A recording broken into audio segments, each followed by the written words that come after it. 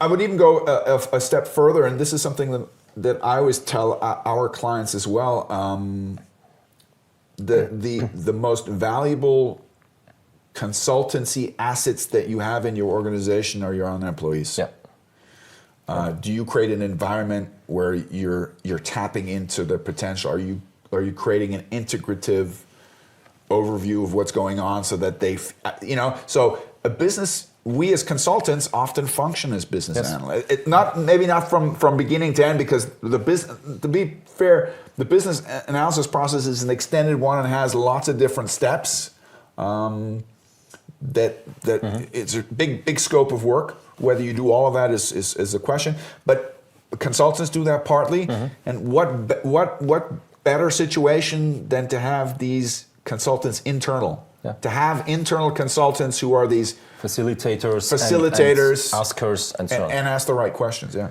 So can we summarize to say a business analyst is a person who has a strong skill set in communication, strategic thinking, facilitation, communication skills, knows a lot of tools and methods, of course, and is here to support and assist in a positive way project managers, executive board members, product managers, strategic thinkers, with tools, with facilitation, with methods to make sure that the right things are done, and at the end of the day, the benefits who are maybe written on a nice PowerPoint slide, to measure, to track whether those benefits are put in action. I would say maybe one more thing, that if your organization is large enough to be able to have these separate roles, and your project manager not having to be the business. One of the advantages of having a business analyst is it's somebody who's embedded in the project team, so they're not an enemy.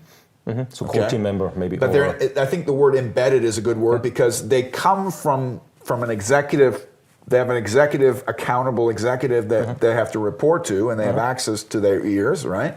So it's another source of information when project managers might get into a crunch period where they're behind in scope, they're behind in time, they're behind in or they're over in cost. A business analyst is a second voice, a second opinion that can provide decision makers with insight on what's really going on. Yeah. Okay? And it should relieve the project manager of some of the pressure. Hey, listen, it's not her or his fault. This is just the dynamics of the project we have. So that's another additional value of a business analyst. Cool. So if our listeners want to get more information, any recommendation on websites, ChatGPTs, books, TV shows? The two organizations I would look to, like there's a bunch of them, but the two primary ones, and if you're focused more on project management, I would lean more towards PMI. That has the immediate relevance to project management. Above and beyond that, the Babok from IIBA is also a good source. There's a number of different books that we can put in. We'll put in down below in the thing. I put together 10 of them. There's a bunch out there. I wouldn't say that a lot of there's not one particular book yet that has jumped out at me as being the easy to read and exciting topic on business analysis. But I will say that these three books that I've shown you here are a good start. Like I said, this is the original standard. This is the new standard, it's lean and mean. This one right here is also a prep book that I would recommend, that goes more into the tools and goes into the PMI-isms and stuff like that, which is interesting.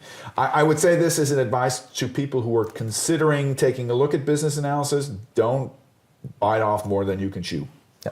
I think it's a nice excursion. It'll open your mind. A lot of it will seem like common sense. Some of it will say, wow, I'm supposed to do that too. No, you're not supposed to. It's a possibility. Consider whether you need it, and consider who's doing it. Yeah. Right?